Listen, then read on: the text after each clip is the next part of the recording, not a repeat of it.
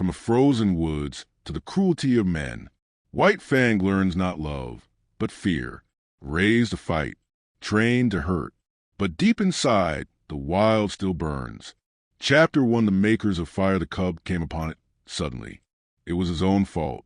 He had been careless. He had left the cave and run down to the stream to drink. It might have been that he took no notice because he was heavy with sleep. He had been out all night on the meat trail and had but just then awakened, and his carelessness might have been due to the familiarity of the trail to the pool. He had traveled it often, and nothing had ever happened on it. He went down past the blasted pine, crossed the open space, and trotted in amongst the trees. Then, at the same instant, he saw and smelt before him, sitting silently on their haunches, were 5 live things, the like of which he had never seen before. It was his first glimpse of mankind. But at the sight of him, the 5 men did not spring to their feet, nor show their teeth, nor snarl. They did not move, but sat there, silent and ominous. Nor did the cub move. Every instinct of his nature would have impelled him to dash wildly away, had there not suddenly and for the first time arisen in him another and counter instinct. A great awe descended upon him. He was beaten down to movelessness by an overwhelming sense of his own weakness and littleness. Here was mastery and power, something far and away beyond him. The cub had never seen man, yet the instinct concerning man was his. In dim ways he recognized in man the animal that had fought itself to primacy over the other animals of the wild. Not alone out of his own eyes, but out of the eyes of all his ancestors was the cub now looking upon man, out of eyes that had circled in the darkness around countless winter campfires, that had peered from safe distances and from the hearts of thickets at the strange, 2-legged animal that was lord over living things. The spell of the cub's heritage was upon him, the fear and the respect born of the centuries of struggle and the accumulated experience of the generations. The heritage was too compelling for a wolf that was only a cub. Had he been full-grown, he would have run away. As it was, he cowered down in a paralysis of fear, already half proffering the submission that his kind had proffered from the first time a wolf came in to sit by man's fire and be made warm. One of the Indians arose and walked over to him and stooped above him. The cub cowered closer to the ground. It was the unknown, objectified at last, in concrete flesh and blood, bending over him and reaching down to seize hold of him. His hair bristled involuntarily.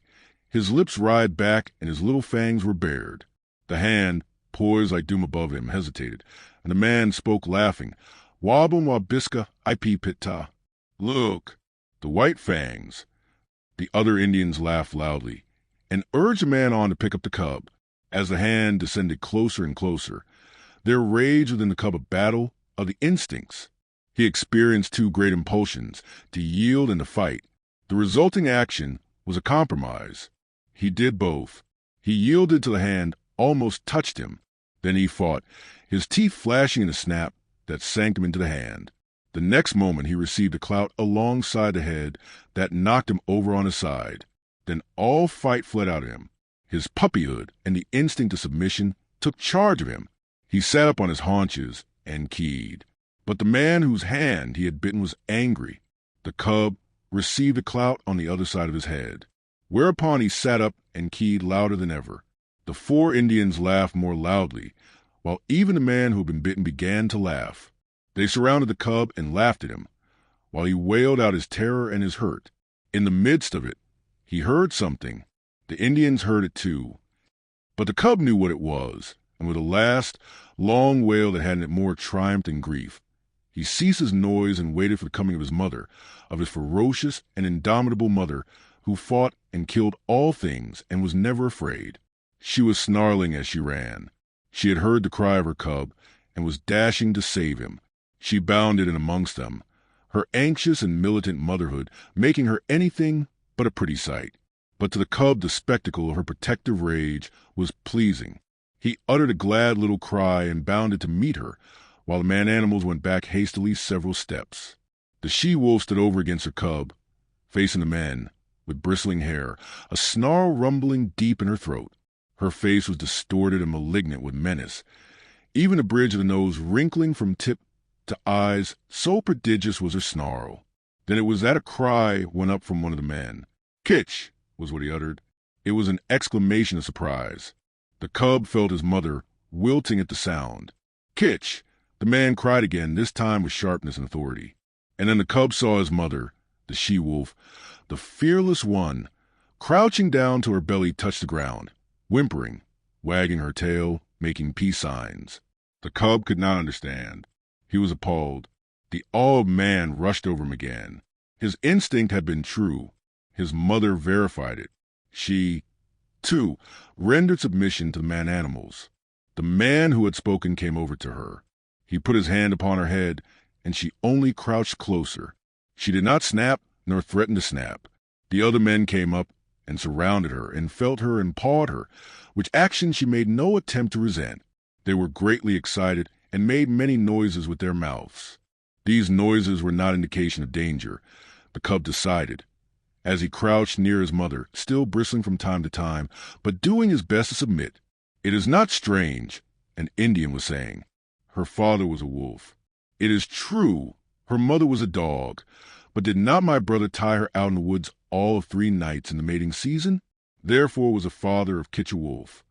It is a year Gray Beaver, since she ran away, spoke a second Indian. It is not strange, Salmon Tongue. Gray Beaver answered. It was the time of the famine, and there was no meat for the dogs. She has lived with the wolves, said a third Indian.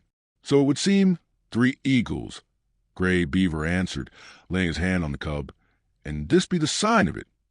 The cub snarled a little at the touch of the hand, and the hand flew back to administer a clout, whereupon the cub covered its fangs and sank down submissively, while the hand, returning, rubbed behind his ears and up and down his back. This be the sign of it, Gray Beaver went on. It is plain that his mother is Kitch, but his father was a wolf. Wherefore is there in him little dog and much wolf. His fangs be white, and White Fang shall be his name. I have spoken. He is my dog. For was not Kitch my brother's dog, and is not my brother dead? The cub, who had thus received a name in the world, lay and watched. For a time the man-animals continued to make their mouth noises. Then Gray Beaver took a knife from a sheath that hung around his neck, and went into the thicket and cut a stick. White Fang watched him. He notched the stick at each end, and in the notches fastened strings of rawhide. One string he tied around the throat of Kitch. Then he led her to a small pine, around which he tied the other string. White Fang followed, and lay down beside her. Salmon Tongue's hand reached out to him, and rolled him over on his back. Kitch looked on anxiously. White Fang felt fear mounting in him again. He could not quite suppress a snarl, but he made no offer to snap. The hand, with fingers crooked and spread apart, rubbed his stomach in a playful way and rolled him from side to side. It was ridiculous and ungainly, lying there on his back with legs sprawling in the air. Besides, it was a position of such utter helplessness that White Fang's whole nature revolted against it. He could do nothing to defend himself. If this man-animal intended harm, White Fang knew that he could not escape it. How could he spring away with his 4 legs in the air above him? Yet submission made him master his fear, and he only growled softly. This growl he could not suppress, nor did the man-animal resent it by giving him a blow on the head. And furthermore, such was the strangeness of it, White Fang experienced an unaccountable sensation of pleasure as the hand rubbed back and forth. When he was rolled on his side, he ceased to growl. When the fingers pressed and prodded the base of his ears, the pleasurable sensation increased. And when, with a final rub and scratch, the man left him alone and went away, all fear had died out of White Fang. He was to know fear many times in his dealing with man, yet it was a token of the fearless companionship with man that was ultimately to be his. After a time, White Fang heard strange noises approaching. He was quick in his classification, for he knew them at once for man-animal noises. A few minutes later the remainder of the tribe, strung out as it was on the march, trailed in. There were more men and many women and children, 40 souls of them, and all heavily burdened with camp equipage and outfit. Also there were many dogs, and these, with the exception of the part-grown puppies, were likewise burdened with camp outfit. On their backs, in bags that fastened tightly around underneath, the dogs carried from 20 to 30 pounds of weight. White Fang had never seen dog before, but at sight of them he felt that they were his own kind, only somehow different. But they displayed little difference from the wolf when they discovered the cub and his mother. There was a rush. White Fang bristled and snarled and snapped in the face of the open-mouthed oncoming wave of dogs and went down and under them, feeling the sharp slash of teeth in his body, himself biting and tearing at the legs and bellies above him. There was a great uproar. He could hear the snarl of Kitch as she fought for him, and he could hear the cries of the man-animals, the sound of clubs striking upon bodies, and the yelps of pain from the dogs so struck. Only a few seconds elapsed before he was on his feet again. He could now see the man-animals driving back the dogs with clubs and stones, defending him, saving him from the savage teeth of his kind that somehow was not his kind. And though there was no reason in his brain for a clear conception of so abstract a thing as justice, nevertheless, in his own way, he felt the justice of the man-animals, and he knew them for what they were, makers of law and executors of law. Also, he appreciated the power with which they administered the law. Unlike any animals he had ever encountered, they did not bite nor claw. They enforced their live strength with the power of dead things. Dead things did their bidding. Thus, sticks and stones, directed by these strange creatures, leaped through the air like living things, inflicting grievous hurts upon the dogs. To his mind this was power unusual, power inconceivable and beyond the natural, power that was godlike. White Fang, in the very nature of him, could never know anything about gods. At the best, he could know only things that were beyond knowing, but the wonder and awe that he had of these man-animals in ways resembled what would be the wonder and awe of man at sight of some celestial creature on a mountain top, hurling thunderbolts from either hand in an astonished world. The last dog had been driven back.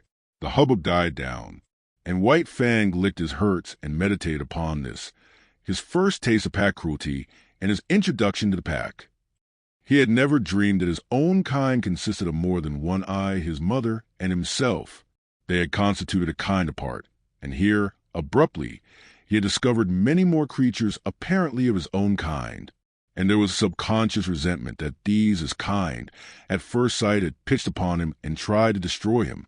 In the same way he resented his mother being tied with a stick, even though it was done by the superior man-animals. It savored the trap of bondage. Yet the trap and of bondage he knew nothing. Freedom to roam and run and lie down at will had been his heritage, and here it was being infringed upon.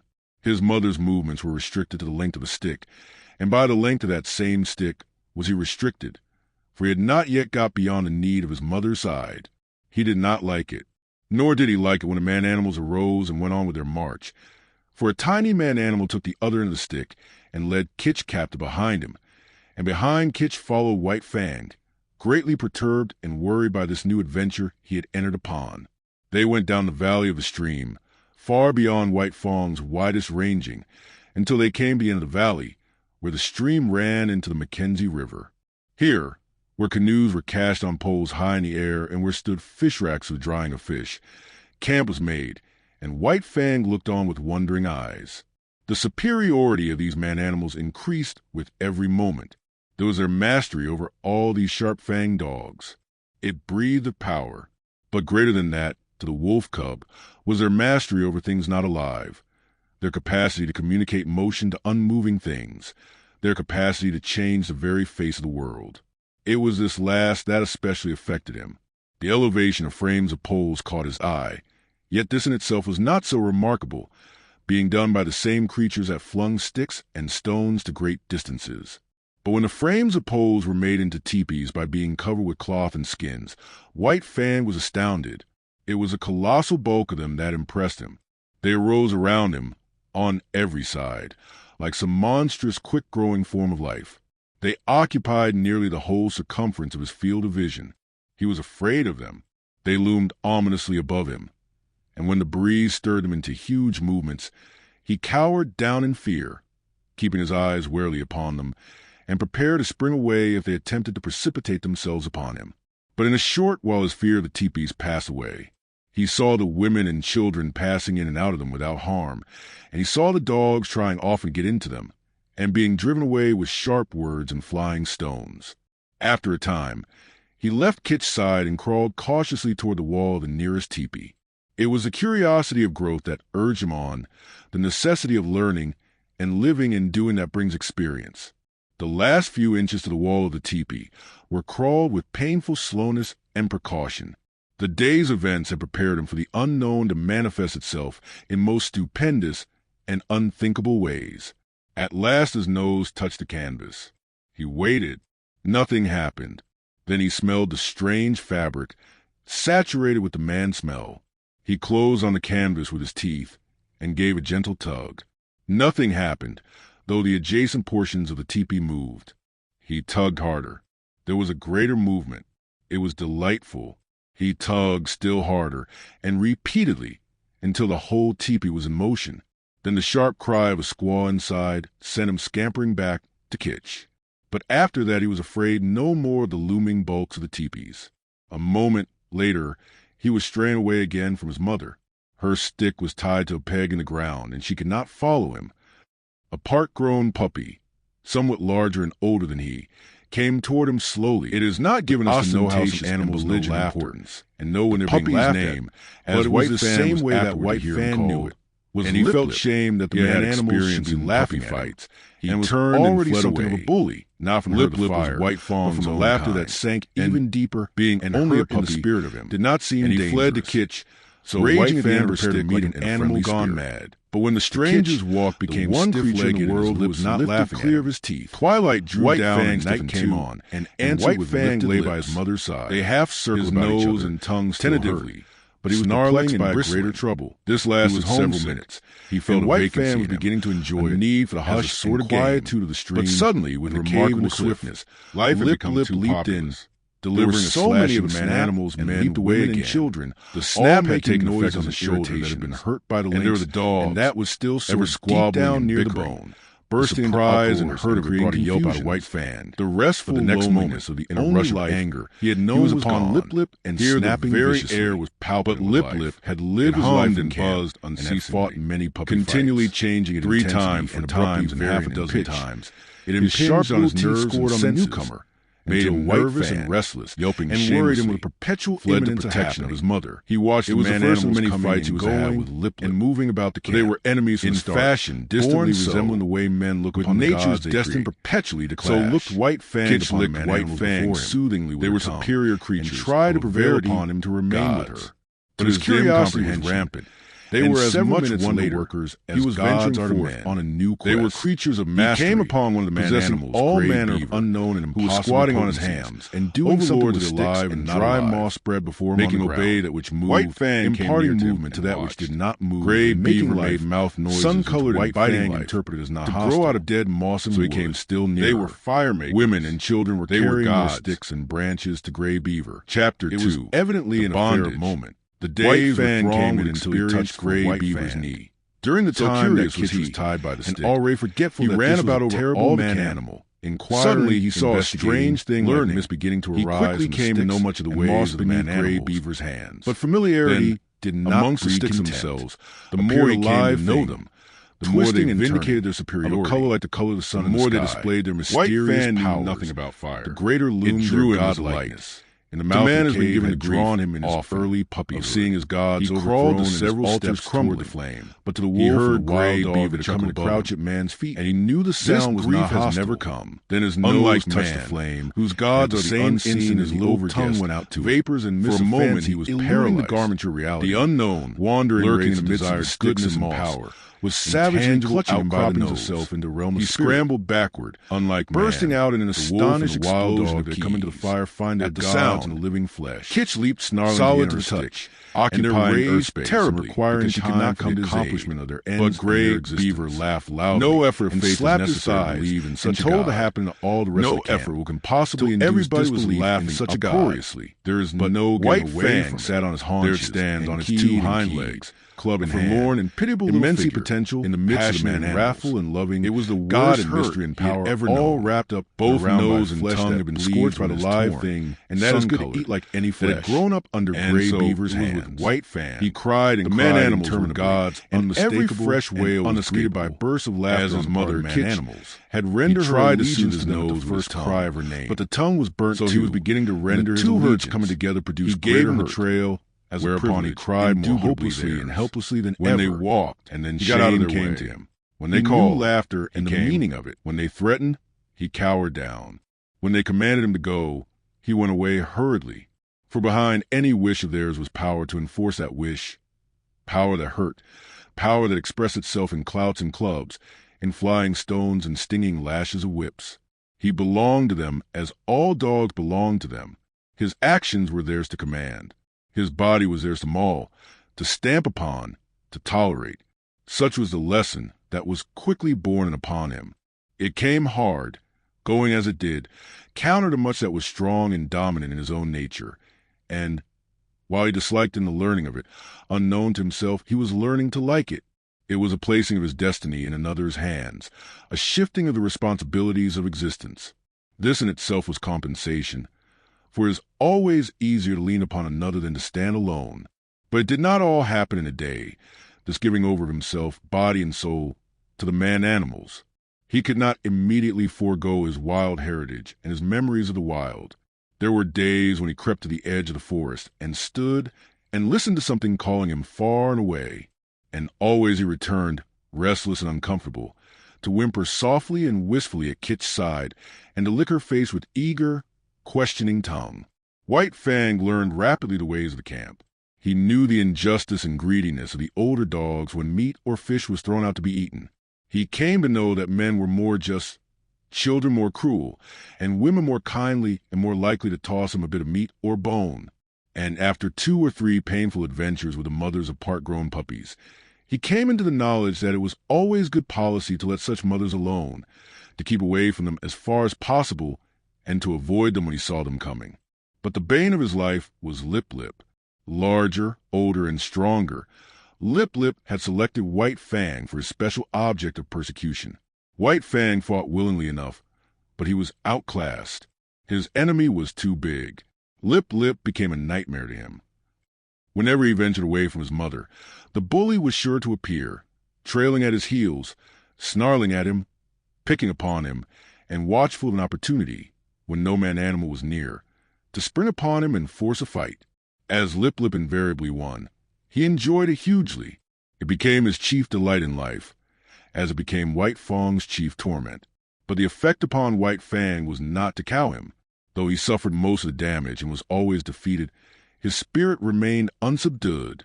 Yet a bad effect was produced. He became malignant and morose. His temper had been savage by birth, but it became more savage under this unending persecution. The genial, playful, puppyish side of him found little expression. He never played and gambled about with the other puppies of the camp. Lip Lip would not permit it. The moment White Fang appeared near them, Lip Lip was upon him, bullying and hectoring him, or fighting with him until they had driven him away. The effect of all this was to rob White Fang of much of his puppyhood and to make him in his comportment older than his age. Denied the outlet through play of his energies, he recoiled upon himself and developed his mental processes. He became cunning. He had idle time in which to devote himself to thoughts of trickery. Prevented from obtaining his share of meat and fish when a general feed was given to the camp dogs, he became a clever thief. He had to forage for himself, and he foraged well, though he was ofttimes a plague to the squaws in consequence.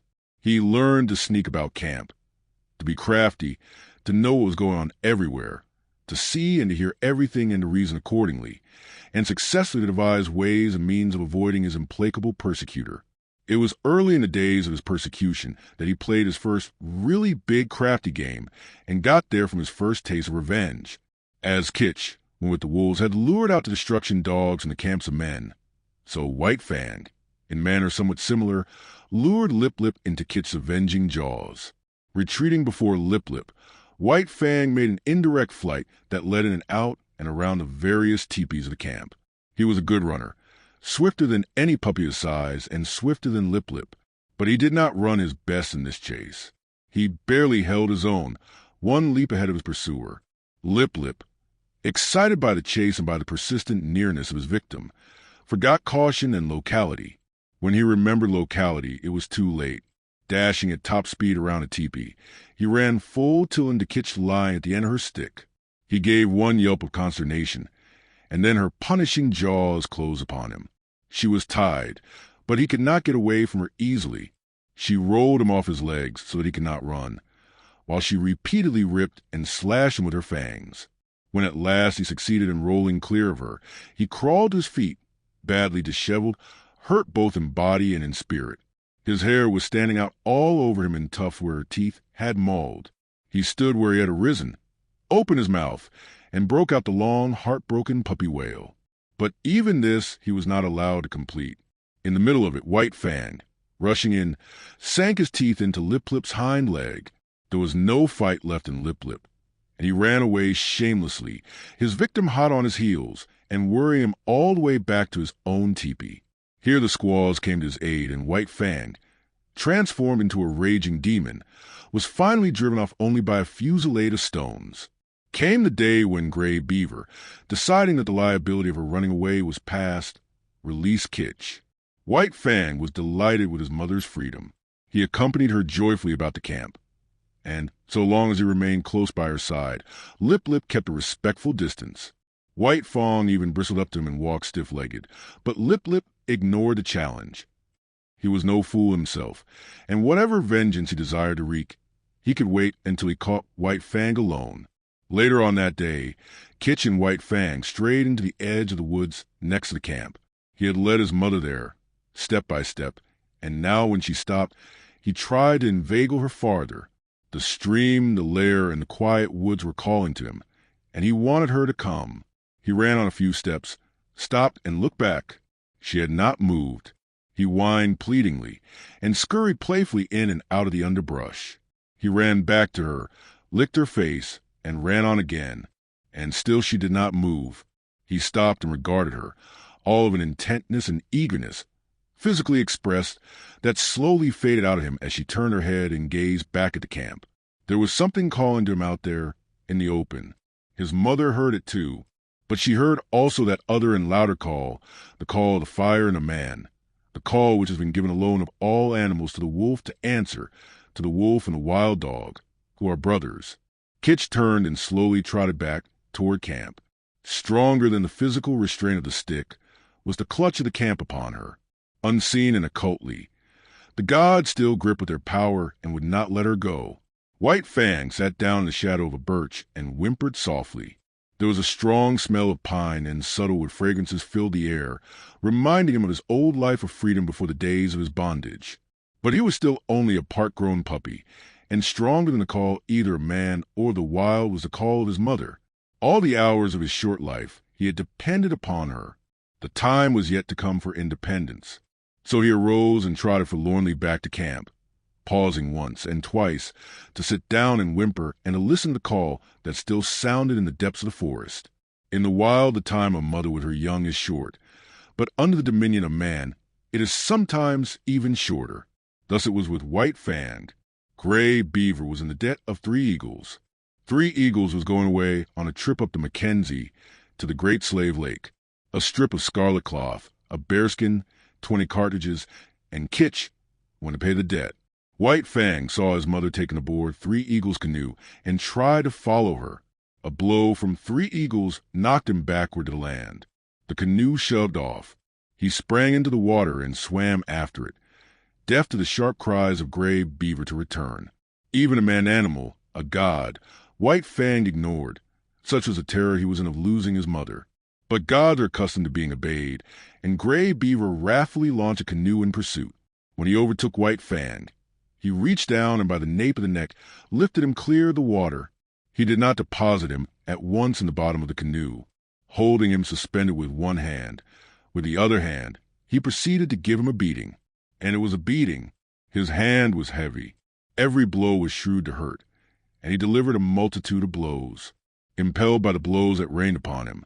Now from this side, now from that, White Fang swung back and forth like an erratic and jerky pendulum, varying with the emotions that surged through him. At first, he had known surprise. Then came a momentary fear, when he yelped several times to the impact of the hand. But this was quickly followed by anger. His free nature asserted itself, and he showed his teeth and snarled fearlessly in the face of the wrathful god. This but served to make the god more wrathful. The blows came faster, heavier, more shrewd to hurt. Gray Beaver continued to beat. White Fang continued to snarl. But this could not last forever. One or the other must give over, and that one was White Fang. Fear surged through him again. For the first time he was being really manhandled. The occasional blows of sticks and stones he had previously experienced were as caresses compared with this. He broke down and began to cry and yelp. For a time each blow brought a yelp from him, but fear passed into terror, until finally his yelps were voiced in unbroken succession, unconnected with the rhythm of the punishment. At last Gray Beaver withheld his hand. White Fang, hanging limply, continued to cry. This seemed to satisfy his master, who flung him down roughly in the bottom of the canoe. In the meantime the canoe had drifted down the stream. Gray Beaver picked up the paddle. White Fang was in his way. He spurned him savagely with his foot. In that moment White Fang's free nature flashed forth again, and he sank his teeth into the moccasined foot. The beating that had gone before was as nothing compared with the beating he now received. Gray Beaver's wrath was terrible. Likewise was White Fang's fright. Not only the hand, but the hard wooden paddle was used upon him, and he was bruised and sore in all his small body when he was again flung down in the canoe. Again, and this time with purpose, did Gray Beaver kick him. White Fang did not repeat his attack on the foot. He had learned another lesson of his bondage. Never, no matter what the circumstance, must he dare to bite the God who was Lord and Master over him. The body of the Lord and Master was sacred, not to be defiled by the teeth of such as he. That was evidently the crime of crimes, the one offense there was no condoning nor overlooking. When the canoe touched the shore, White Fang lay whimpering and motionless, waiting the will of Gray Beaver. It was Gray Beaver's will that he should go ashore. For ashore he was flung, striking heavily on his side and hurting his bruises afresh. He crawled tremblingly to his feet and stood whimpering.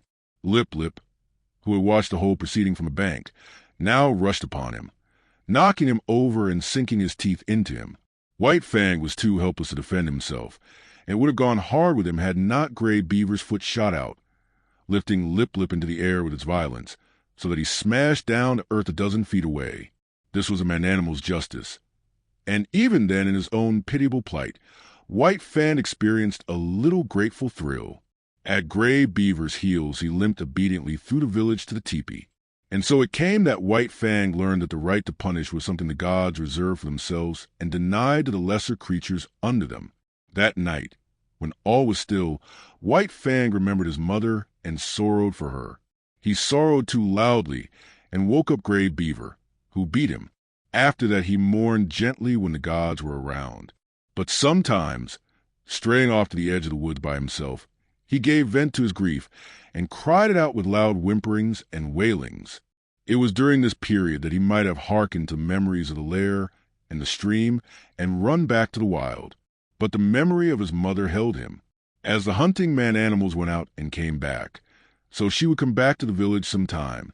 So he remained in his bondage waiting for her. But it was not altogether an unhappy bondage. There was much to interest him. Something was always happening. There was no end to the strange things these gods did, and he was always curious to see. Besides, he was learning how to get along with Gray Beaver. Obedience, rigid, undeviating obedience, was what was exacted of him, and in return he escaped beatings, and his existence was tolerated. Nay, Gray Beaver himself sometimes tossed him a piece of meat and defended him against the other dogs in the eating of it. And such a piece of meat was of value. It was worth more in some strange way than a dozen pieces of meat from the hand of a squaw. Gray Beaver never petted nor caressed. Perhaps it was the weight of his hand, perhaps his justice, perhaps the sheer power of him, and perhaps it was all these things that influenced White Fang, for a certain tie of attachment was forming between him and his surly lord. Insidiously and by remote ways, as well as by the power of stick and stone and cloud of hand, were the shackles of White Fang's bondage being riveted upon him. The qualities in his kind that in the beginning made it possible for them to come into the fires of men were qualities capable of development. They were developing in him, and the camp life, replete with misery as it was secretly endearing itself to him all the time. But White Fang was unaware of it. He knew only grief for the loss of Kitch, hope for her return, and a hungry yearning for the free life that had been his. Chapter 3. The Outcast. Lip Lip continued so to darken his days that White Fang became wickeder and more ferocious than it was his natural right to be. Savageness was a part of his makeup, but the savageness thus developed exceeded his makeup. He acquired a reputation for wickedness amongst the man-animals themselves. Wherever there was trouble and uproar in camp, fighting and squabbling, or the outcry of squaw over a bit of stolen meat, they were sure to find White Fang mixed up in it, and usually at the bottom of it. They did not bother to look after the causes of his conduct. They saw only the effects, and the effects were bad.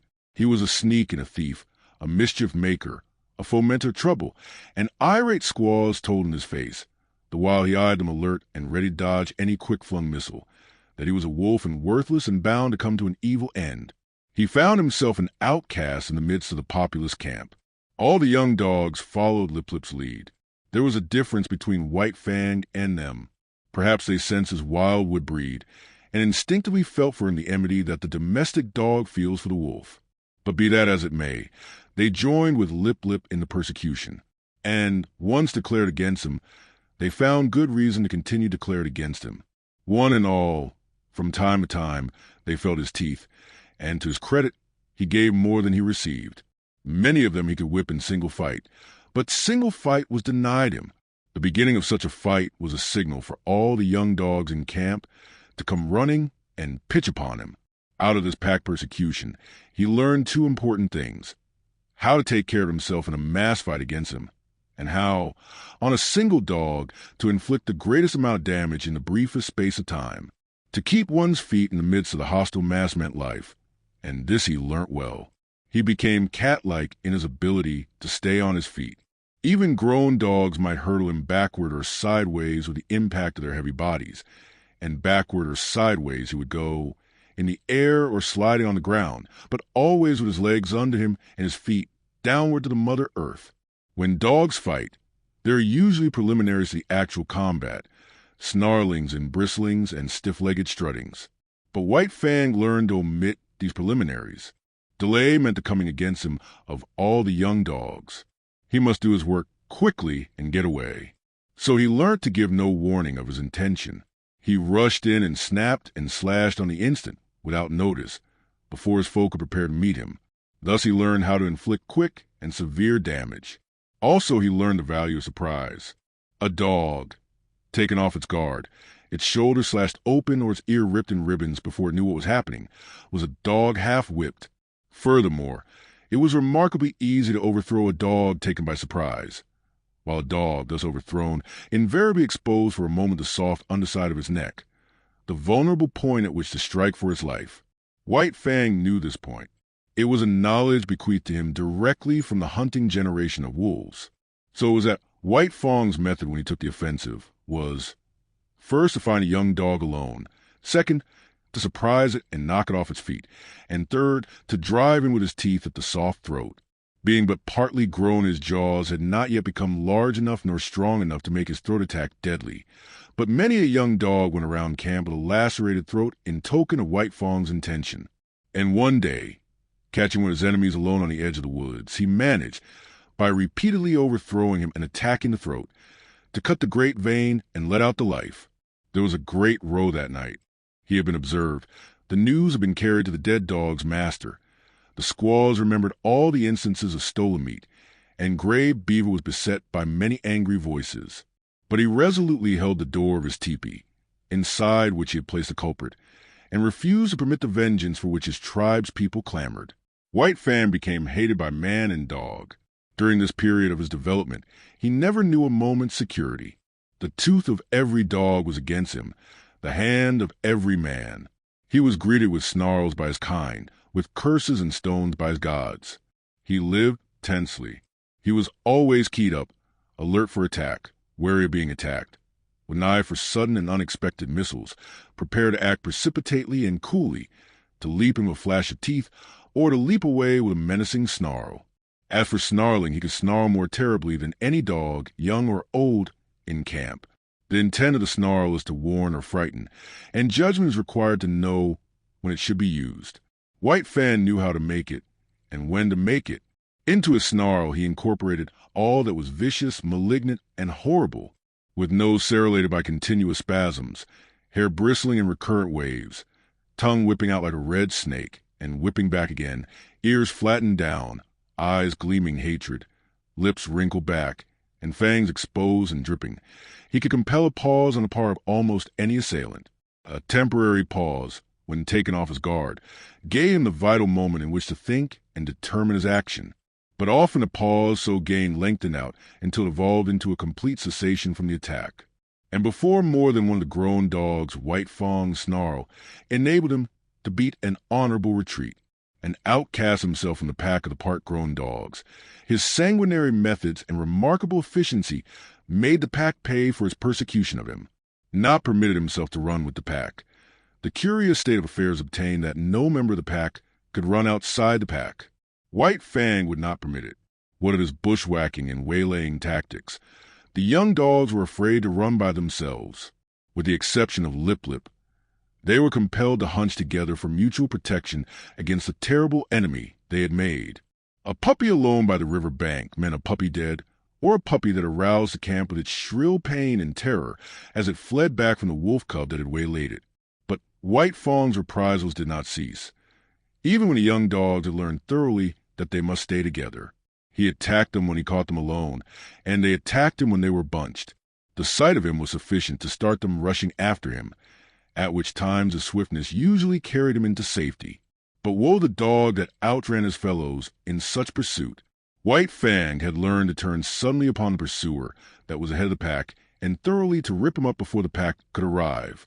This occurred with great frequency, for once in full cry, the dogs were prone to forget themselves in the excitement of the chase, while White Fang never forgot himself, stealing backward glances as he ran. He was always ready to whirl around and down the overzealous pursuer that outran his fellows. Young dogs are bound to play, and out of the exigencies of the situation, they realized their play in this mimic warfare. Thus it was that the hunt of White Fang became their chief game, a deadly game withal, at all times a serious game. He, on the other hand, being the fastest-footed, was unafraid to venture anywhere. During the period that he waited vainly for his mother to come back, he led the pack many a wild chase through the adjacent woods, but the pack invariably lost him. Its noise and outcry warned him of his presence, while he ran alone, velvet-footed, silently, a moving shadow among the trees, after the manner of his father and mother before him. Further, he was more directly connected with the wild than they, and he knew more of its secrets and stratagems. A favorite trick of his was to lose his trail in running water, and then lie quietly in a nearby thicket, while their baffled cries arose around him. Hated by his kind and by mankind, indomitable, perpetually warred upon and himself waging perpetual war, his development was rapid and one-sided. This was no soil for kindliness and affection to blossom in. Of such things he had not the faintest glimmering. The code he learned was to obey the strong and to oppress the weak. Gray Beaver was a god and strong. Therefore White Fang obeyed him. But the dog younger or smaller than himself was weak, a thing to be destroyed. His development was in the direction of power. In order to face the constant danger of hurt and even of destruction, his predatory and protective faculties were unduly developed. He became quicker of movement than the other dogs, swifter of foot, craftier, deadlier, more lithe, more lean with iron-like muscle and sinew, more enduring, more cruel, more ferocious, and more intelligent. He had to become all these things, else he would not have held his own nor survived the hostile environment in which he found himself. Chapter 4. The Trail of the Gods. In the fall of the year, when the days were shortening and the bite of the frost was coming into the air, White Fang got his chance for liberty. For several days there had been a great hubbub in the village. The summer camp was being dismantled, and the tribe, bag and baggage, was preparing to go off to the fall hunting. White Fang watched it all with eager eyes, and when the teepees began to come down and the canoes were loading at the bank, he understood. Already the canoes were departing, and some had disappeared down the river. Quite deliberately he determined to stay behind. He waited his opportunity to slink out of camp to the woods. Here, in the running stream where ice was beginning to form, he hid his trail. Then he crawled into the heart of a dense thicket and waited. The time passed by, and he slept intermittently for hours. Then he was aroused by Gray Beaver's voice calling him by name. There were other voices, White Fang could hear Gray Beaver's squaw taking part in the search, and Tisa, who was Gray Beaver's son. White Fang trembled with fear, and though the impulse came to crawl out of his hiding place, he resisted it. After a time, the voices died away, and sometime after that, he crept out to enjoy the success of his undertaking. Darkness was coming on, and for a while he played about among the trees, pleasuring in his freedom. Then, and quite suddenly, he became aware of loneliness. He sat down to consider, listening to the silence of forest and perturbed by it. That nothing moved nor sounded seemed ominous. He felt the lurking of danger, unseen and unguessed. He was suspicious of the looming bulks of the trees, and of the dark shadows that might conceal all manner of perilous things. Then it was cold. Here was no warm side of a teepee against which to snuggle. The frost was in his feet, and he kept lifting first one forefoot and then the other. He curved his bushy tail around to cover them, and at the same time he saw vision. There was nothing strange about it.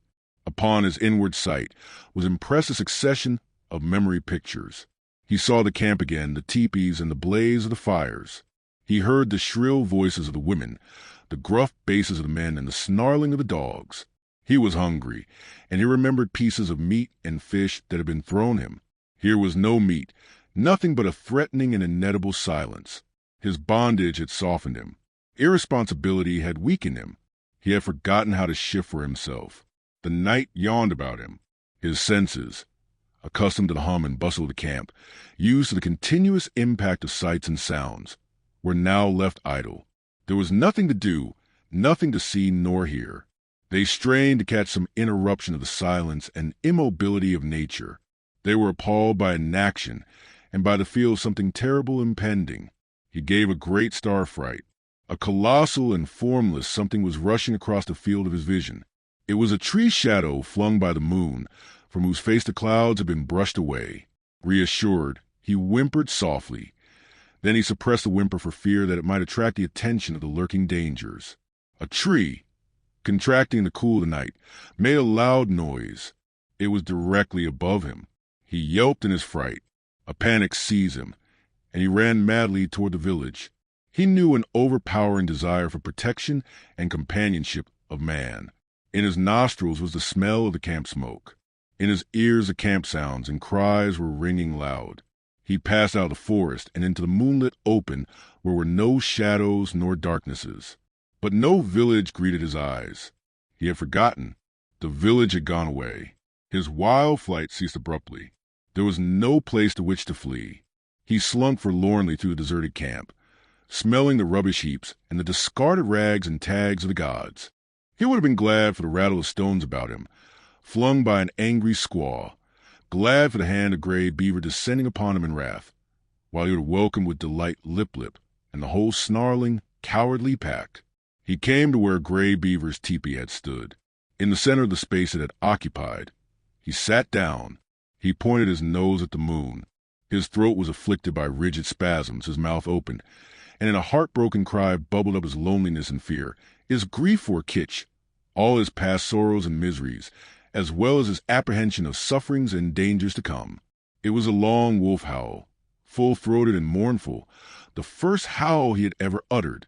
The coming of daylight dispelled his fears, but increased his loneliness. The naked earth, which so shortly before had been so populous, thrust his loneliness more forcibly upon him.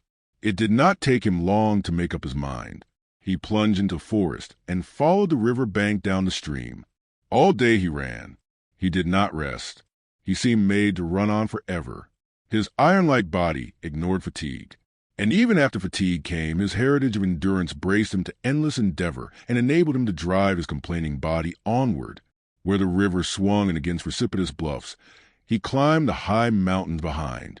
Rivers and streams that entered the main river he forded or swam. Often he took to the rim ice that was beginning to form, and more than once he crashed through and struggled for life in the icy current. Always he was on the lookout for the trail of the gods where it might leave the river and proceed inland. White Fang was intelligent beyond the average of his kind, yet his mental vision was not wide enough to embrace the other bank of the Mackenzie. What if the trail of the gods led out on that side? It never entered his head. Later on, when he had traveled more and grown older and wiser, and come no more trails and rivers. It might be that he could grasp and apprehend such a possibility, but that mental power was yet in the future. Just now he ran blindly, his own bank of the Mackenzie alone entering into his calculations. All night he ran, blundering in the darkness into mishaps and obstacles that delayed but did not daunt. By the middle of the second day he had been running continuously for 30 hours, and the ire of his flesh was giving out. It was the endurance of his mind that kept him going. He had not eaten in 40 hours, and he was weak with hunger. The repeated drenchings in the icy water had likewise had their effect on him. His handsome coat was draggled. The broad pads of his feet were bruised and bleeding. He had begun to limp, and this limp increased with the hours. To make it worse, the light of the sky was obscured and snow began to fall, a raw, moist, melting, clinging snow, slippery underfoot, that hid from him the landscape he traversed, and that covered over the inequalities of the ground, so that the way of his feet was more difficult and painful. Gray Beaver had intended camping that night on the far bank of the Mackenzie, for it was in that direction that the hunting lay. But on the near bank, shortly before dark, a moose coming down to drink had been espied by Clucooch, who was Gray Beaver's squaw. Now, had not the moose come down to drink, had not Amitisa been steering out of the course because of the snow, had not Clucooch sighted the moose, and had not Gray Beaver killed it with a lucky shot from his rifle, all subsequent things would have happened differently. Gray Beaver would not have camped on the near side of the Mackenzie, and White Fang would have passed by and gone on, either to die or to find his way to his wild brothers and become one of them, a wolf to the end of his days. Night had fallen.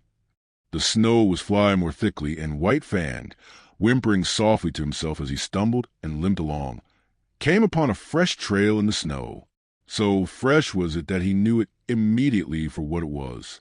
Whining with eagerness, he followed back from the river bank and in among the trees. The camp sounds came to his ears. He saw the blaze of the fire, Clucooch cooking, and Gray Beaver squatting on his hams and mumbling a chunk of raw tallow. There was fresh meat in camp. White Fang expected a beating. He crouched and bristled a little at the thought of it. Then he went forward again. He feared and disliked the beating he knew to be waiting for him. But he knew, further, that the comfort of the fire would be his, the protection of the gods, the companionship of the dogs. The last, a companionship of enmity, but none the less a companionship and satisfying to his gregarious needs. He came cringing and crawling into the firelight. Gray Beaver saw him and stopped munching the tallow. White Fang crawled slowly, cringing and groveling in the abjectness of his abasement and submission. He crawled straight toward Gray Beaver, every inch of his progress becoming slower and more painful. At last he lay at the master's feet, into whose possession he now surrendered himself voluntarily, body and soul, of his own choice. He came in to sit by man's fire and to be ruled by him. White Fang trembled, waiting for the punishment to fall upon him. There was a movement of the hand above him. He cringed involuntarily under the expected blow. It did not fall. He stole a glance upward. Gray Beaver was breaking the lump of tallow in half. Gray Beaver was offering him one piece of the tallow. Very gently and somewhat suspiciously, he first smelled the tallow and then proceeded to eat it. Gray Beaver ordered meat to be brought to him and guarded him from the other dogs while he ate. After that, grateful and content, White Fang lay at Gray Beaver's feet, gazing at the fire that warmed him, blinking and dozing, secure in the knowledge that the morrow would find him, not wandering forlorn through bleak forest stretches, but in the camp of the man-animals, with the gods to whom he had given himself and upon whom he was now dependent. Chapter 5. The Covenant. When December was well along, Gray Beaver went on a journey up the Mackenzie. Amitisa and Clucooch went with him.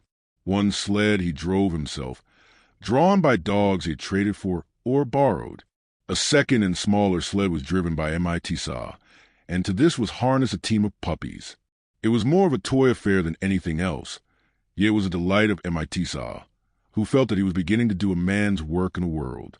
Also, he was learning to drive dogs and to train dogs, while the puppies themselves were being broken into the harness.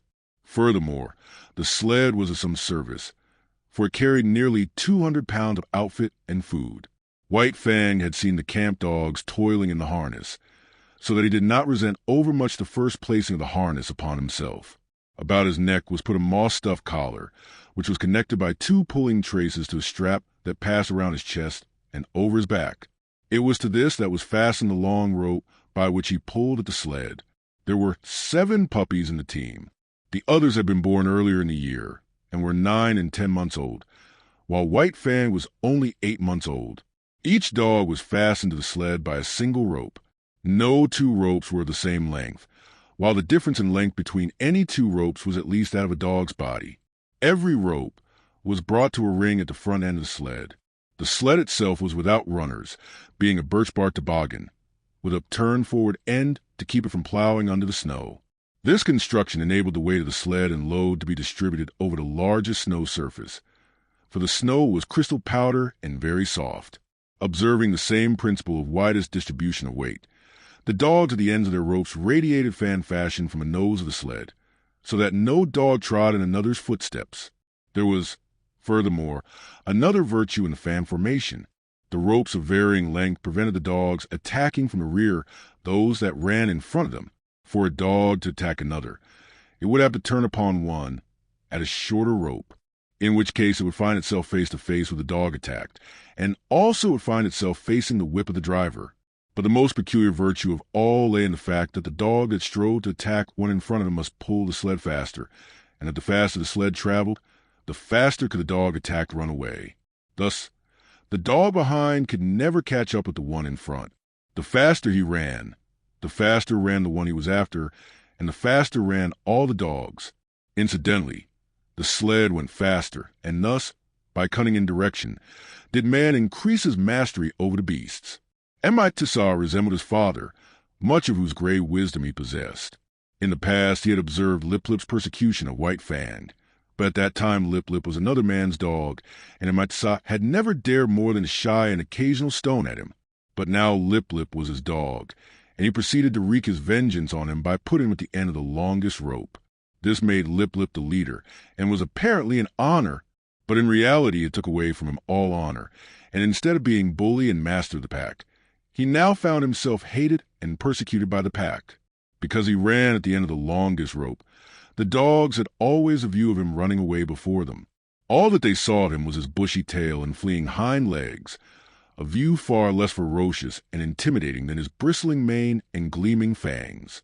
Also, dogs being so constituted in their mental ways, the sight of him running away gave desire to run after him and a feeling that he ran away from them. The moment the sled started, the team took after Lip Lip in a chase that extended throughout the day. At first he had been prone to turn upon his pursuers, jealous of his dignity and wrathful, but at such times Tissar would throw the stinging lash of the 30-foot caribou gut whip into his face and compel him to turn tail and run on. Lip Lip might face the pack, but he could not face that whip, and all that was left him to do was to keep his long rope taut and his flanks ahead of the teeth of his mates. But a still greater cunning lurked in the recesses of the Indian mind. To give point to unending pursuit of the leader, Tissar favored him over the other dogs. These favors aroused in them jealousy and hatred. In their presence, Tissar would give him meat, and would give it to him only. This was maddening to them. They would rage around just outside the throwing distance of the whip, while Lip Lip devoured the meat, and Tissar protected him. And when there was no meat to give, Tissar would keep the team at a distance, and make believe to give meat to Lip Lip. White Fang took kindly to the work. He had traveled a greater distance than the other dogs in the yielding of himself to the rule of the gods, and he had learned more thoroughly the futility of opposing their will. In addition, the persecution he had suffered from the pack had made the pack less to him in the scheme of things, and man more. He had not learned to be dependent on his kind for companionship.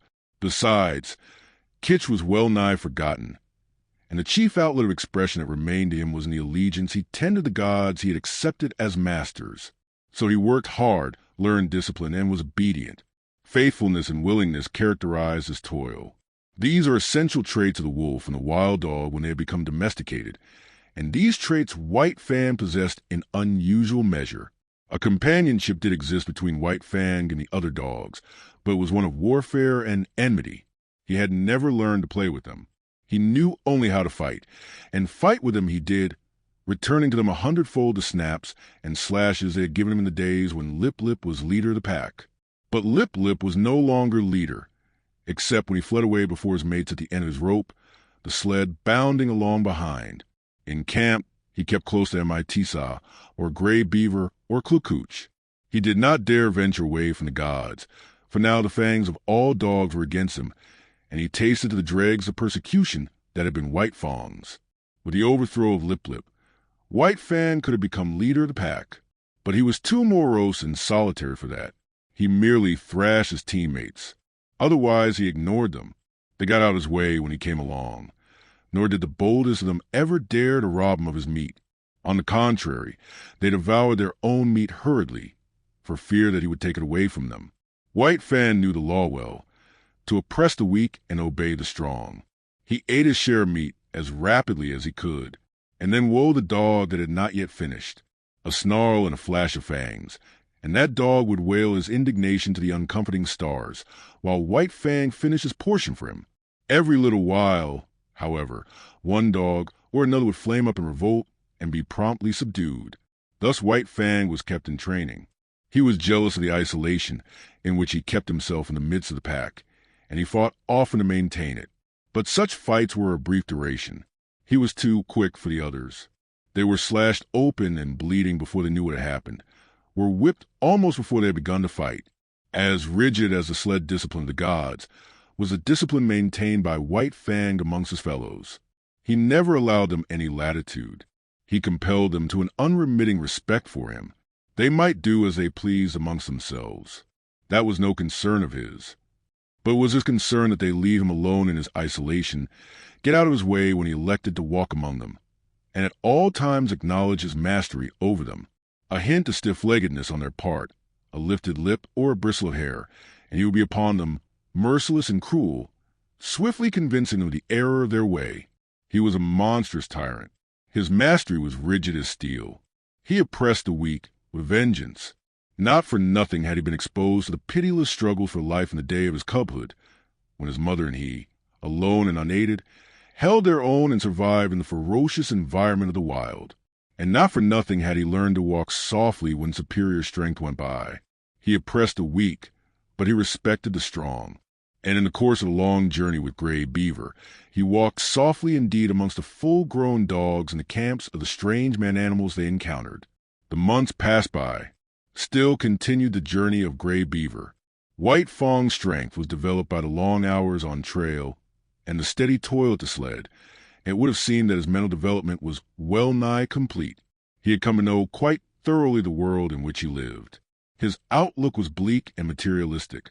The world as he saw it was a fierce and brutal world, a world without warmth, a world in which caresses and affection and the bright sweetnesses of the spirit did not exist. He had no affection for Gray Beaver.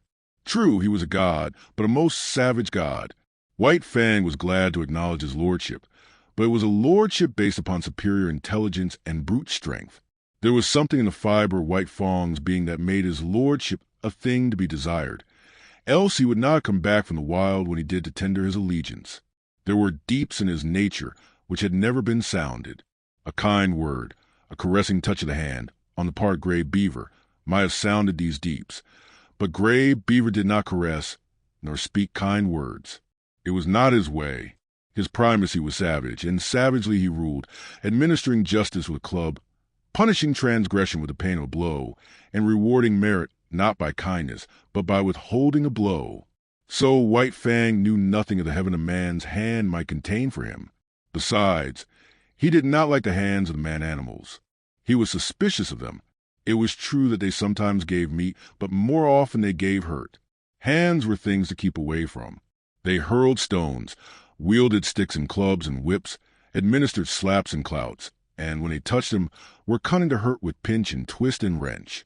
In strange villages he had encountered the hands of the children, and learned that they were cruel to hurt. Also, he had once nearly had an eye poked out by a toddling papoose. From these experiences he became suspicious of all children. He could not tolerate them.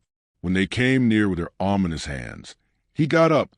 It was in a village of the Great Slave Lake that, in the course of resenting the evil of the hands of the man-animals, He came to modify the law that he had learned from Gray Beaver, namely, that the unpardonable crime was to bite one of the gods. In this village, after the custom of all dogs in all villages, White Fang went foraging for food. A boy was chopping frozen moose meat with an axe, and the chips were flying in the snow. White Fang, sliding by in quest of meat, stopped and began to eat the chips. He observed the boy lay down the axe and take up a stout club. White Fang sprang clear, just in time to escape the descending blow. The boy pursued him, and he, a stranger in the village, fled between two teepees to find himself cornered against a high earth bank. There was no escape for White Fang. The only way out was between the two teepees, and this the boy guarded. Holding his club prepared to strike, he drew in on his cornered quarry. White Fang was furious. He faced a boy, bristling and snarling, his sense of justice outraged. He knew the law of forage. All the wastage of meat, such as the frozen chips, belonged to the dog that found it. He had done no wrong, broken no law.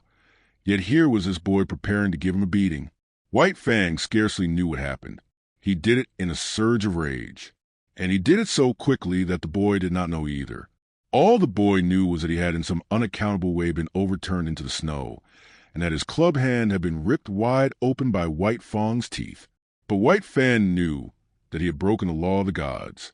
He had driven his teeth into the sacred flesh of one of them, and could expect nothing but a most terrible punishment.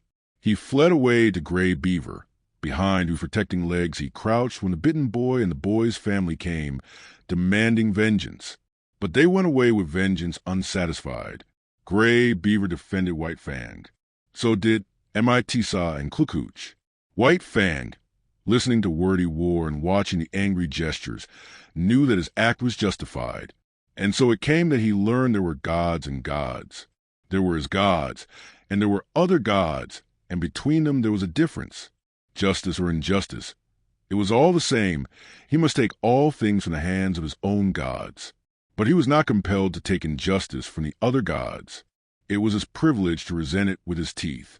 And this also was a law of the gods. Before the day was out, White Fang was to learn more about this law.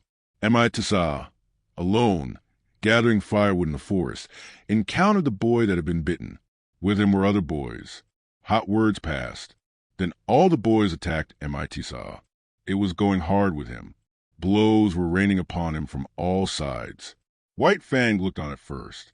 This was an affair of the gods and no concern of his. Then he realized that this was Tisa, one of his own particular gods, who was being maltreated. It was no reasoned impulse that made White Fang do what he then did. A mad rush of anger sent him leaping in amongst the combatants. 5 minutes later the landscape was covered with fleeing boys, many of whom dripped blood upon the snow in token that White Fang's teeth had not been idle. When Tisa told the story in camp, Gray Beaver ordered meat to be given to White Fang.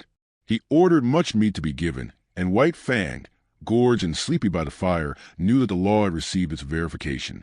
It was in line with these experiences that White Fang came to learn the law of property and the duty of the defense of property. From the protection of his god's body to protection of his god's possessions was a step, and this step he made. What was his god's was to be defended against all the world, even to the extent of biting other gods. Not only was such an act sacrilegious in its nature, but it was fraught with peril. The gods were all-powerful, and a dog was no match against them. Yet White Fang learned to face them, fiercely belligerent and unafraid. Duty rose above fear, and thieving gods learned to leave Gray Beaver's property alone. One thing, in this connection, White Fang quickly learned, and that was that a thieving god was usually a cowardly god and prone to run away at the sounding of the alarm. Also, he learned that but brief time elapsed between the sounding of the alarm and Gray Beaver coming to his aid. He came to know that it was not fear of him that drove the thief away, but fear of Gray Beaver. White Fang did not give the alarm by barking. He never barked. His method was to drive straight at the intruder, and to sink his teeth in if he could. Because he was morose and solitary, having nothing to do with the other dogs, he was unusually fitted to guard his master's property, and in this he was encouraged and trained by Gray Beaver. One result of this was to make White Fang more ferocious and indomitable and more solitary. The months went by, binding stronger and stronger the covenant between dog and man. This was the ancient covenant that the first wolf that came in from the wild entered into with man. And like all succeeding wolves and wild dogs had done likewise, White Fang worked the covenant out for himself. The terms were simple. For the possession of a flesh and blood god, he exchanged his own liberty. Food and fire, protection and companionship were some of the things he received from the god. In return, he guarded the god's property, defended his body, worked for him, and obeyed him. The possession of a god implies service. White Fang's was a service of duty and awe, but not of love. He did not know what love was. He had no experience of love. Kitch was a remote memory. Besides, not only had he abandoned the wild and his kind when he gave himself up to man, but the terms of the covenant were such that if ever he met Kitch again, he would not desert his god to go with her. His allegiance to man seemed somehow a law of his being greater than the love of liberty, of kind and kin. Chapter 6. The Famine. The spring of the year was at hand when Gray Beaver finished his long journey. It was April, and White Fang was a year old when he pulled into the home villages and was loose from the harness by Mitisa. Though a long way from his full growth, White Fang, next to Lip Lip, was the largest yearling in the village. Both from his father, the wolf, and from Kitch, he had inherited stature and strength, and already he was measuring up alongside the full-grown dogs. But he had not yet grown compact. His body was slender and rangy, and his strength more stringy than massive. His coat was the true wolf gray, and to all appearances he was true wolf himself. The quarter strain of dog he had inherited from Kitch had left no mark on him physically, though it had played its part in his mental makeup. He wandered through the village, recognizing with staid satisfaction the various gods he had known before the long journey. Then there were the dogs, puppies growing up like himself, and grown dogs that did not look so large and formidable as the memory pictures he retained of them. Also, he stood less in fear of them than formerly, stalking among them with a certain careless ease that was as new to him as it was enjoyable. There was Basik, a grizzled old fellow that in his younger days had but to uncover his fangs to send White Fang cringing and crouching to the right about. From him White Fang had learned much of his own insignificance, and from him he was now to learn much of the change and development that had taken place in himself. While Basik had been growing weaker with age, White Fang had been growing stronger with youth. It was at the cutting up of a moose, fresh killed, that White Fang learned of the changed relations in which he stood to the dog world. He had got for himself a hoof and part of the shin bone, to which quite a bit of meat was attached. Withdrawn from the immediate scramble of the other dogs, in fact out of sight behind a thicket, he was devouring his prize when Basik rushed in upon him. Before he knew what he was doing, he had slashed the intruder twice and sprung clear. Basik was surprised by the other's temerity and swiftness of attack. He stood, gazing stupidly across at White Fang, the raw, red shin bone between them. Basik was old, and already he had come to know the increasing valor of the dogs. It had been his wont to bully. Bitter experiences these, which perforce he swallowed, calling upon all his wisdom to cope with them. In the old days he was sprung upon White Fang in a fury of righteous wrath, but now his waning powers would not permit such a course. He bristled fiercely and looked ominously across the shin bone at White Fang. And White Fang, resurrecting quite a deal of the old awe, seemed to wilt and to shrink upon himself and grow small, as he cast about his mind for a way to beat a retreat not too inglorious. And right here Basik erred. Had he contented himself with looking fierce and ominous, all would have been well. White Fang, on the verge of retreat, would have retreated, leaving the meat to him. But Basik did not wait. He considered the victory already his and stepped forward to the meat. As he bent his head carelessly to smell it, White Fang bristled slightly. Even then it was not too late for Basik to retrieve the situation. Had he merely stood over the meat, head up and glowering, White Fang would ultimately have slunk away. But the fresh meat was strong in Basik's nostrils, and greed urged him to take a bite of it. This was too much for White Fang. Fresh upon his months of mastery over his own teammates, it was beyond his self-control to stand idly by while another devoured the meat that belonged to him. He struck, after his custom, without warning. With the first slash, Basik's right ear was ripped into ribbons. He was astounded at the suddenness of it. But more things, and most grievous ones, were happening with equal suddenness. He was knocked off his feet. His throat was bitten. While he was struggling to his feet, the young dog sank teeth twice into his shoulder. The swiftness of it was bewildering.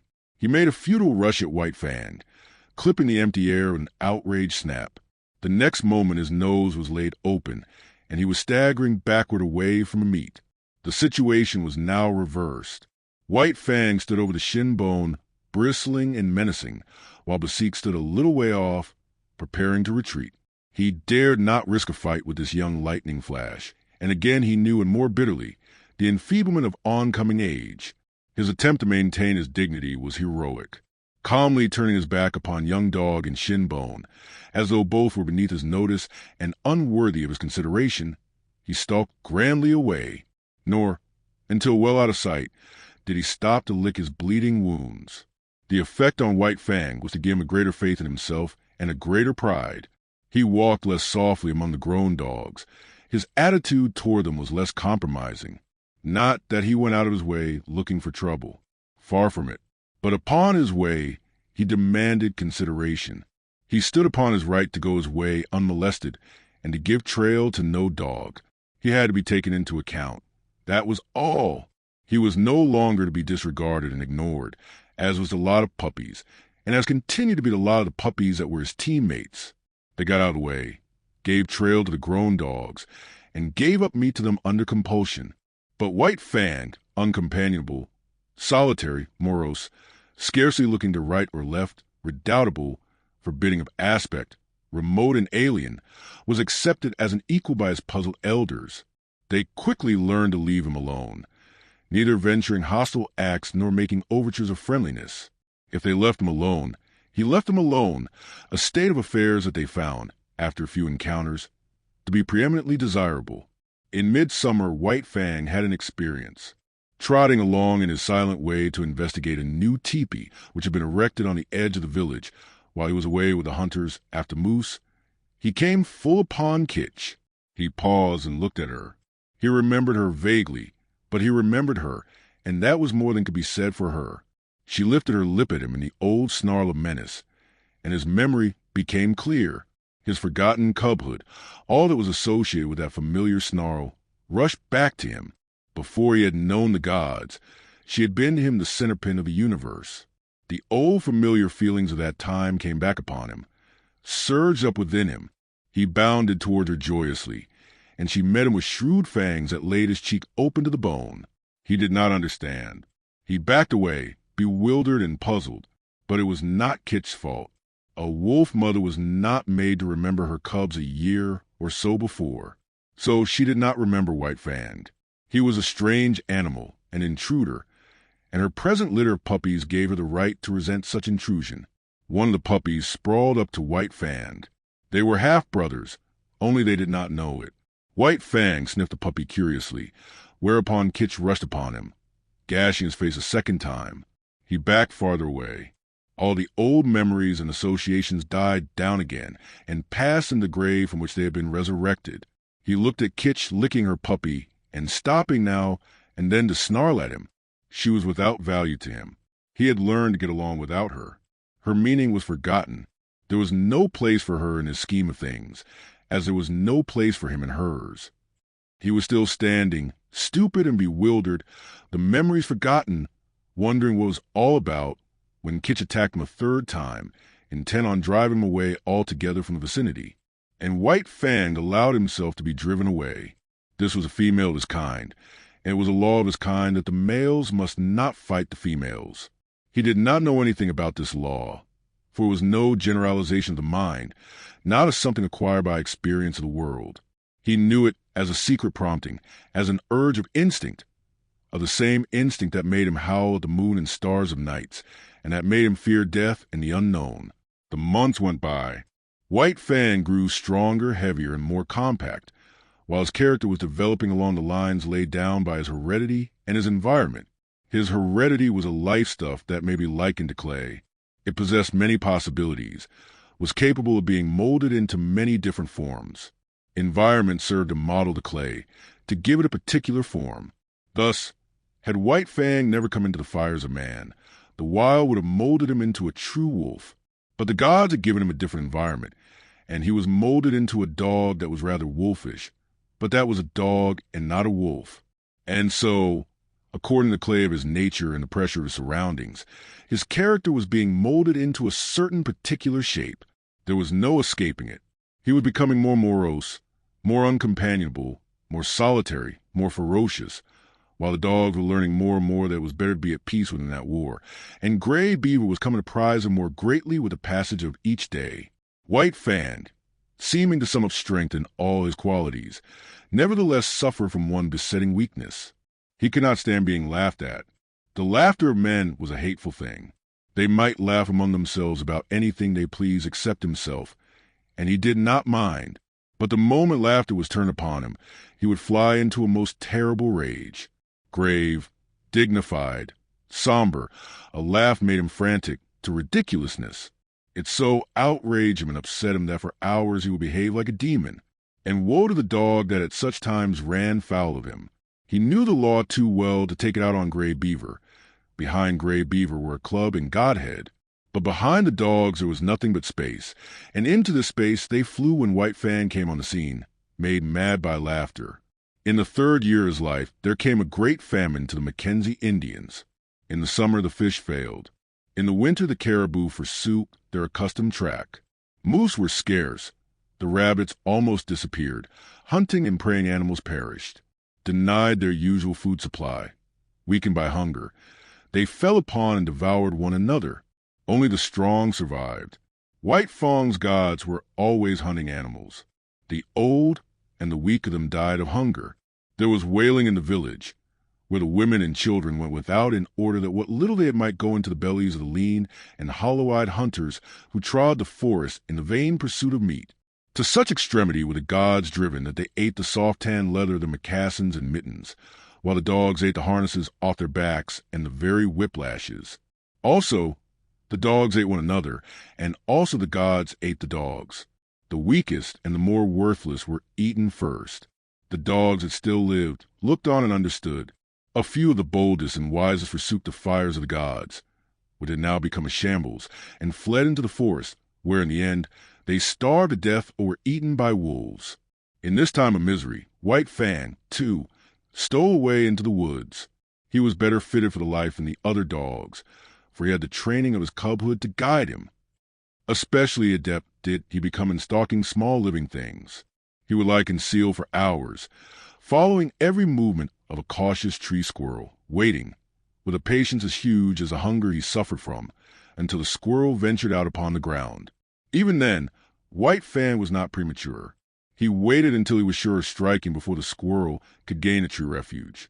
Then, and not until then, would he flash from his hiding place, a gray projectile, incredibly swift, never failing its mark, the fleeing squirrel that fled not fast enough. Successful as he was with squirrels, there was one difficulty that prevented him from living and growing fat on them. There were not enough squirrels. So he was driven to hunt still smaller things. So acute did his hunger become at times that he was not above rooting out wood mice from their burrows in the ground. Nor did he scorn to do battle with a weasel as hungry as himself and many times more ferocious. In the worst pinches of the famine, he stole back to the fires of the gods. But he did not go into the fires. He lurked in the forest, avoiding discovery and robbing the snares at the rare intervals when game was caught. He even robbed Gray Beaver's snare of a rabbit at a time when Gray Beaver staggered and tottered to the forest, sitting down often to rest. What a weakness and a shortness of breath. One day White Fang encountered a young wolf, gaunt and scrawny, loose-jointed with famine. Had he not been hungry himself, White Fang might have gone with him, and eventually found his way into the pack amongst his wild brethren. As it was, he ran the young wolf down and killed and ate him. Fortune seemed to favor him. Always, when hard as pressed for food, he found something to kill. Again, when he was weak, it was his luck that none of the larger preying animals chanced upon him. Thus, he was strong from the 2 days eating a lynx had afforded him when the hungry wolf pack ran full tilt upon him. It was a long, cruel chase, but he was better nourished than they, and in the end outran them. And not only did he outrun them, but, circling widely back on his track, he gathered in one of his exhausted pursuers. After that, he left that part of the country and journeyed over to the valley wherein he had been born. Here, in the old lair, he encountered Kitch, up to her old tricks. She, too, had fled the inhospitable fires of the gods and gone back to her old refuge to give birth to her young. Of this litter, but one remained alive when White Fang came upon the scene, and this one was not destined to live long. Young life had little chance in such a famine. Kit's greeting of her grown son was anything but affectionate, but White Fang did not mind. He had outgrown his mother, so he turned tail philosophically and trotted on up the stream. At the forks, he took the turning to the left, where he found the lair of the lynx with whom his mother and he had fought long before. Here, in the abandoned lair, he settled down and rested for a day. During the early summer, in the last days of the famine, he met Lip Lip, who had likewise taken to the woods, where he had eked out a miserable existence. White Fang came upon him unexpectedly. Trotting in opposite directions along the base of a high bluff, they rounded a corner of rock and found themselves face to face. They paused with instant alarm and looked at each other suspiciously. White Fang was in splendid condition. His hunting had been good, and for a week he had eaten his fill. He was even gorged from his latest kill. But in the moment he looked at Lip Lip, his hair rose on and all along his back. It was an involuntary bristling on his part. The physical state that in the past had always accompanied the mental state produced in him by Lip Lip's bullying and persecution. As in the past he had bristled and snarled at sight of Lip Lip, so now and automatically he bristled and snarled. He did not waste any time. The thing was done thoroughly and with dispatch. Lip Lip essayed to back away, but White Fang struck him hard, shoulder to shoulder. Lip Lip was overthrown and rolled upon his back. White Fang's teeth drove into the scrawny throat. There was a death struggle, during which White Fang walked around, stiff-legged and observant. Then he resumed his course and trotted on along the base of the bluff. One day, not long after, he came to the edge of the forest, where a narrow stretch of open land sloped down to the Mackenzie. He had been over this ground before, when it was bare, but now a village occupied it. Still hidden amongst the trees, he paused to study the situation. Sights and sounds and scents were familiar to him. It was the old village changed to a new place. But sights and sounds and smells were different from those he had last had when he fled away from it. There was no whimpering nor wailing. Contented sounds saluted his ear, and when he heard the angry voice of a woman, he knew it to be the anger that proceeds from a full stomach. And there was a smell in the air of fish. There was food. The famine was gone. He came out boldly from the forest and trotted into camp straight to Gray Beaver's teepee. Gray Beaver was not there, but Klukooch welcomed him with glad cries and a hole of fresh-caught fish, and he lay down to wait Gray Beaver's coming.